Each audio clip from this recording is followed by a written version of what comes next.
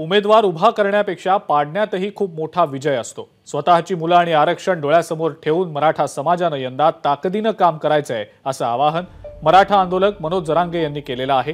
ते सोलापुरात बोलत होते।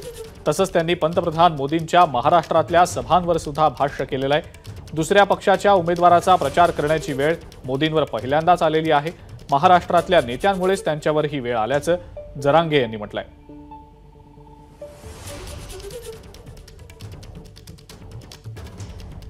मराठा समाजासमोर असं कुठलंच आव्हान नाही आणि असण्याचं काही कारण पण आव्हान तर माझ्या मताने त्यांच्या पुढे उभा राहिले।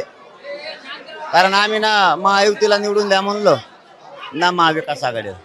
आपला अजेंडा स्पष्ट आहे। एवढे वेळेस पाडा उभा करण्यापेक्षा पाडण्यात सुद्धा खूप मोठा विजय आहे। आपल्या लक्षात एक गोष्ट असली पाहिजे, मुलं डोळ्यासमोर ठेवून आणि आरक्षण डोळ्यासमोर ठेवून मराठा समाजाने यावेळेस ताकदीनं काम करायचं। त्यांचे दौरे पडत, मी का दौरे टाकणार नाही त्यांचे, पण हे खरं आहे मोदी साहेबाला इतक्या सभा महाराष्ट्रात घेण्यात कधी गरज नाही पडली। दुसरी गोष्ट, त्यांच्यावर पहिल्यांदा अशी वेळ आली की त्यांचं चिन्ह सोडून त्याला दुसऱ्या चिन्हाची प्रचाराची जायची वेळ आली। याचबरोबर मोदी साहेबाला आणखीन एक यांच्यामुळं भोगायची वेळ आली, म्हणजे महाराष्ट्रातल्या त्यांच्या नेत्यामुळं मोदी साहेबांवर एवढी बीतली।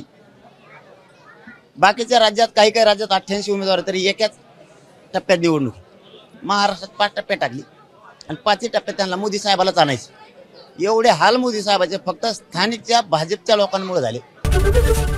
एबीपी माझा, उघडा डोळे बघा नीट।